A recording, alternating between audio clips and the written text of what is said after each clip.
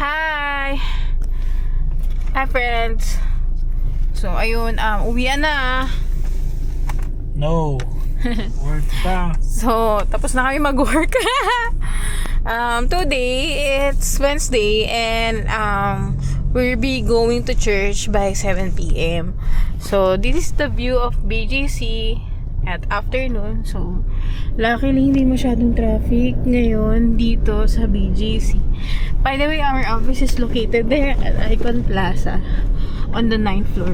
And sobrang ganda dito sa BGC. Ayan. Okay. So, we have the chance to work from home and visit our office. And, yeah. Okay. So, if you want to see us, yan, nandito lang kami sa BGC during the weekdays. Normally, to do some tasks for our branch. And, ayan, nakuha na rin namin, pinaprint namin sa aming staff na itinerary for our flight going to Iloilo. So, what we'll be doing in Iloilo ba? So, we will be attending another training, of course, from our counterparts in Singapore, Hong Kong, Malaysia, in our profession.